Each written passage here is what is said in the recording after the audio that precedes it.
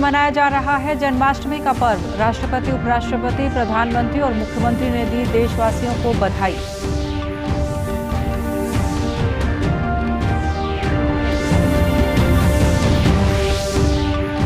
अग्निपथ योजना के तहत हिसार में जारी सेना भर्ती में पकड़े फर्जी प्रवेश के 14 मामले। फर्जी एडमिट कार्ड के साथ भर्ती में प्रवेश का कर रहे थे प्रयास।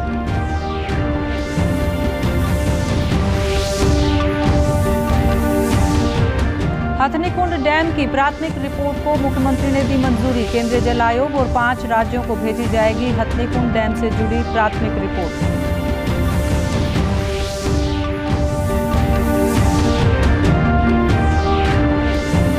और प्रधानमंत्री नरेंद्र मोदी ने आज गोवा में हर घर जल उत्सव को वर्चुअल माध्यम से किया संबोधित। कहा, स्वच्छ भारत अभियान से जुड़ी है देश की तीसरी उपलब्धि।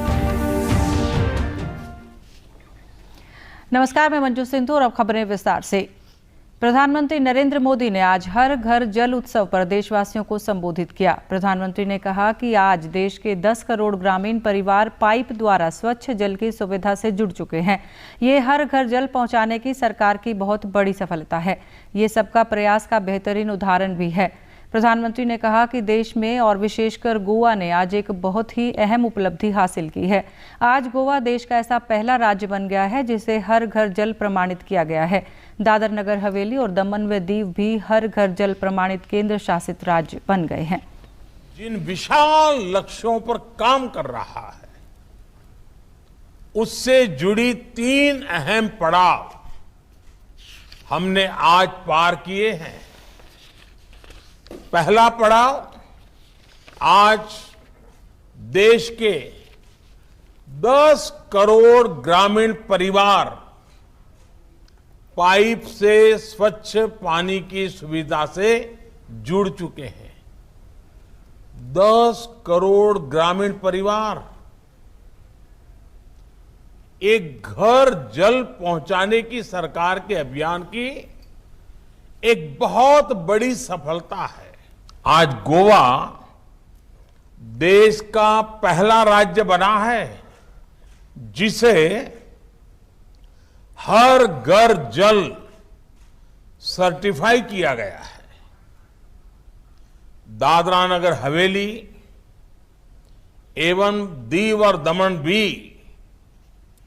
हर घर जल सर्टिफाइड केंद्र शासित प्रदेश बन गए हैं। प्रधानमंत्री ने कहा कि देश की तीसरी उपलब्धि स्वच्छ भारत अभियान से जुड़ी है। कुछ साल पहले सभी देशवासियों के प्रयास से देश खुले में शौच से मुक्त साबित हुआ है और अब देश के अलग अलग राज्यों के 1 लाख से ज्यादा गांव ODF+ हो चुके हैं। देश की तीसरी उपलब्धि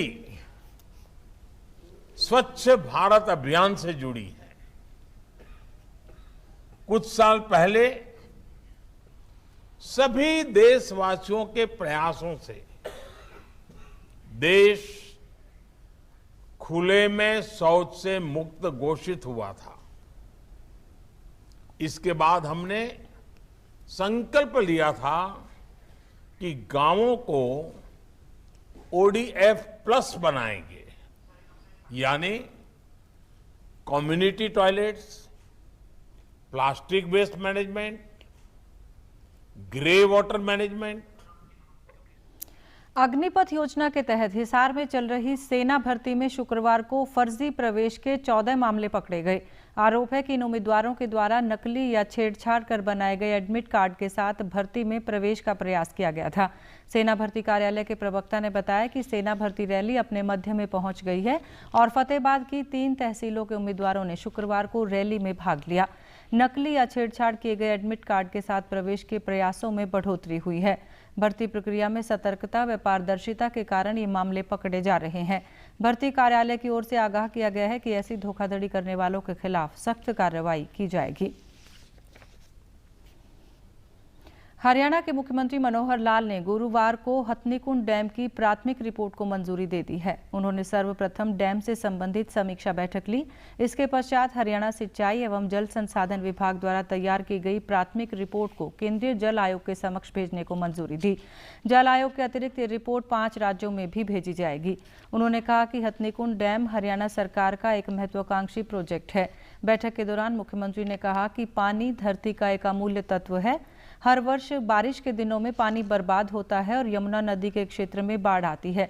इसी के चलते प्रदेश सरकार ने हथनीकुंड में डैम बनाने का निर्णय लिया है। डैम हिमाचल प्रदेश, हरियाणा, उत्तराखंड और उत्तर प्रदेश के क्षेत्र में बनाया जाना है। इसके बनने से हरियाणा को न केवल बिजली मिलेगी बल्कि पानी की आपूर्ति भी होगी। हथनीकुंड डैम की वार्षिक बिजली उत्पादन क्षमता 763 MU होगी। मुख्यमंत्री ने कहा कि हथनीकुंड डैम के बनने से आसपास के क्षेत्र में ग्राउंड वाटर रिचार्जिंग होगी और इससे किसानों को लाभ मिलेगा। इसके अतिरिक्त यमुना नदी के क्षेत्र में हर वर्ष बारिश के दिनों में बाढ़ की स्थिति पैदा हो जाती है। इससे किसानों की फसलें खराब हो जाती हैं। डैम के बनने से बाढ़ की समस्या से निजात मिलेगी। मुख्यमंत्री ने कहा कि डैम बिजली और पानी की आपूर्ति तो करेगा ही, लेकिन इसे पर्यटन का केंद्र भी बनाया जाएगा।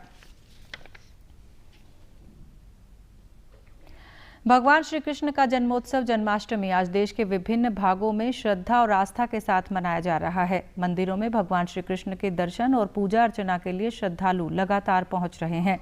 भगवान श्री कृष्ण की जन्मस्थली श्री कृष्ण जन्मभूमि मंदिर, बांके बिहारी मंदिर, प्रेम मंदिर, इस्कॉन मंदिर सहित हजारों मंदिरों को सुरुचिपूर्ण ढंग से सजाया गया है। राष्ट्रपति, उपराष्ट्रपति और प्रधानमंत्री ने जन्माष्टमी के पावन अवसर पर देश विदेश में रह रहे सभी लोगों को शुभकामनाएं दी हैं। राष्ट्रपति द्रौपदी मुर्मू ने अपने संदेश में कहा कि भगवान श्री कृष्ण के जीवन और उनके उपदेशों में कल्याण और सदाचार का संदेश शामिल है। उन्होंने कहा कि भगवान कृष्ण ने निष्काम कर्म का उपदेश दिया और धर्म के मार्ग पर चलकर परम सत्य को प्राप्त करने की राह दिखाई। उपराष्ट्रपति जगदीप धनखड़ ने जन्माष्टमी की शुभकामनाएं दी हैं। जगदीप धनखड़ ने अपने संदेश में कहा कि जन्माष्टमी का विशेष आध्यात्मिक महत्व है। यह अधर्म पर धर्म की विजय में हमारा विश्वास मजबूत करता है। प्रधानमंत्री नरेंद्र मोदी ने जन्माष्टमी के पावन पर्व की शुभकामनाएं दी हैं। उन्होंने श्रद्धा और आस्था के इस पर्व पर लोगों के जीवन में सुख, समृद्धि और सौभाग्य की कामना की। राज्यपाल बंडारू दत्तात्रेय ने ट्वीट कर कहा कि सभी को जन्माष्टमी की हार्दिक बधाई एवं शुभकामनाएं। भगवान श्री कृष्ण का जीवन और शिक्षाएं निस्वार्थ भाव से मानवता की सेवा करने के बारे में है। सभी के कल्याण के लिए काम करें, बुराई और अन्याय के खिलाफ खड़े हों।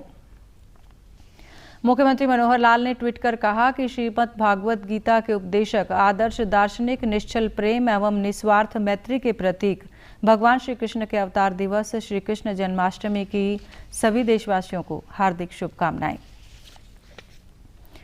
यमुनानगर में भाजपा चिकित्सा प्रकोष्ठ की तरफ से चिकित्सा में गीता की भूमिका पर सेमिनार का आयोजन किया गया। इसमें महामंडलेश्वर स्वामी ज्ञानानंद जी महाराज ने प्रदेश भर से आए डॉक्टरों से विचार साझा किए। कार्यक्रम में यमुनानगर के विधायक घनश्याम दास अरोड़ा, चिकित्सा प्रकोष्ठ के सह संयोजक डॉक्टर विजय दहिया आदि शामिल हुए। स्वामी ज्ञानानंद जी महाराज ने कहा कि भगवान कृष्ण आज तक के विश्व के सर्वश्रेष्ठ मनोचिकित्सक कहे जाते हैं।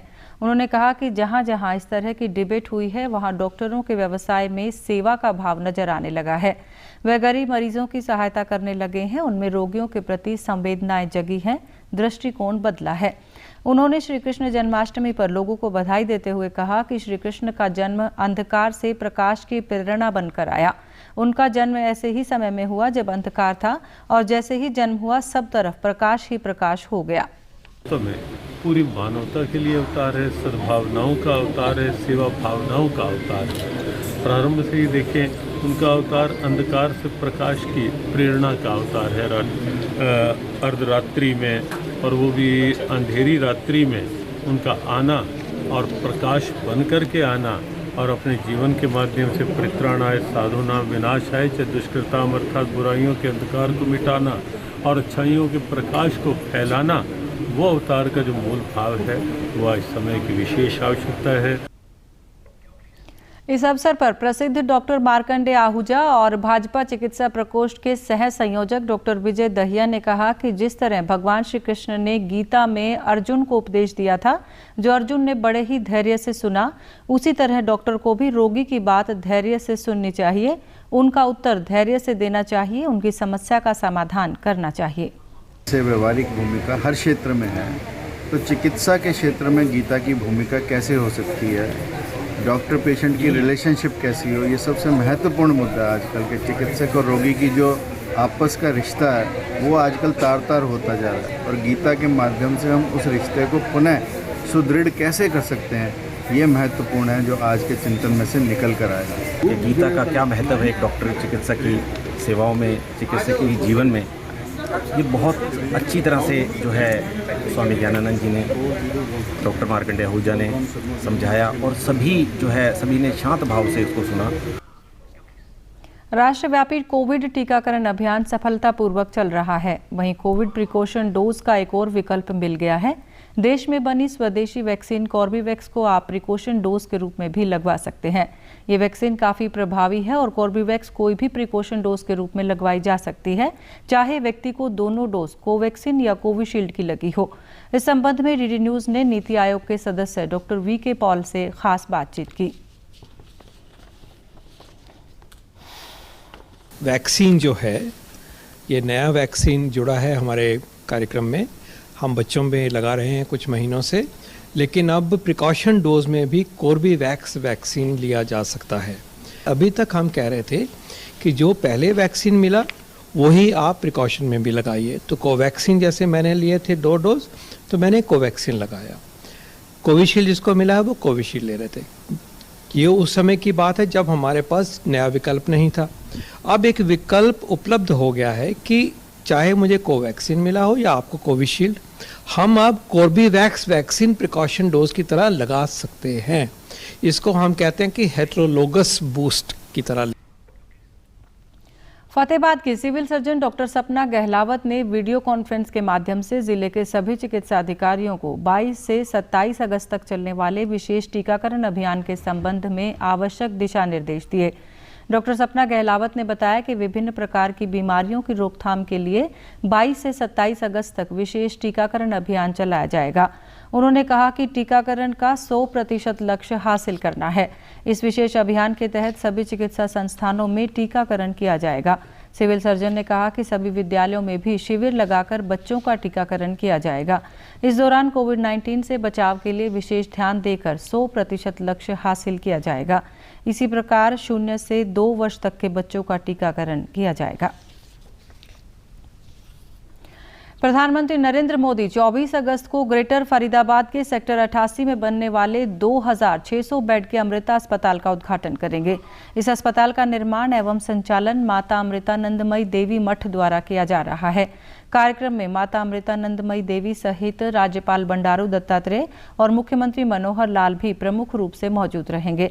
इस बारे में विस्तार से जानकारी प्रेस वार्ता के माध्यम से दी गई।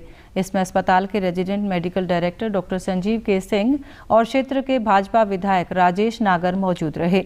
डॉक्टर संजीव के सिंह ने बताया कि फरीदाबाद का अमृता अस्पताल भारत में निजी क्षेत्र का सबसे बड़ा अस्पताल होगा, जो उत्तर और उत्तर पूर्वी भारत के लोगों को स्वास्थ्य लाभ प्रदान करने का काम करेगा।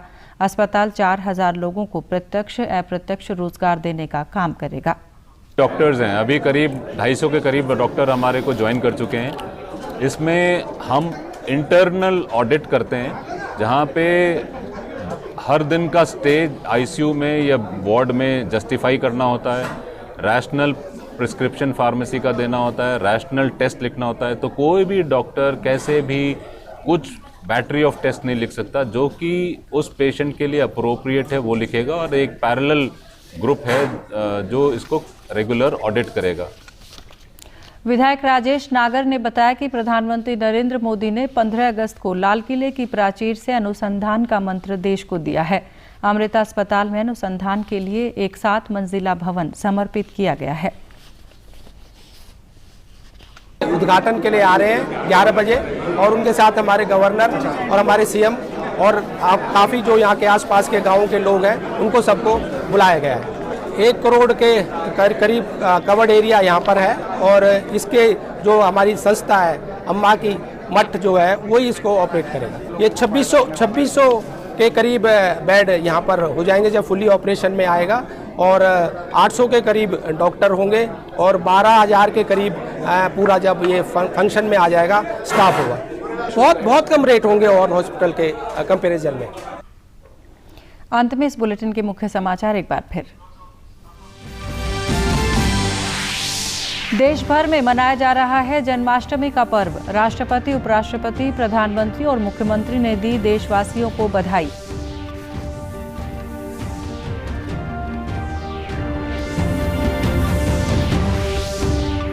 अग्निपथ योजना के तहत हिसार में जारी सेना भर्ती में पकड़े फर्जी प्रवेश के 14 मामले। फर्जी एडमिट कार्ड के साथ भर्ती में प्रवेश का कर रहे थे प्रयास।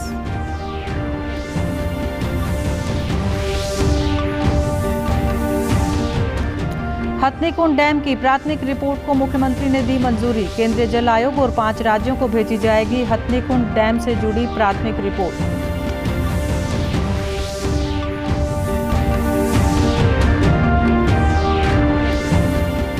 और प्रधानमंत्री नरेंद्र मोदी ने आज गोवा में हर घर जल उत्सव को वर्चुअल माध्यम से किया संबोधित। कहा, स्वच्छ भारत अभियान से जुड़ी है देश की तीसरी उपलब्धि।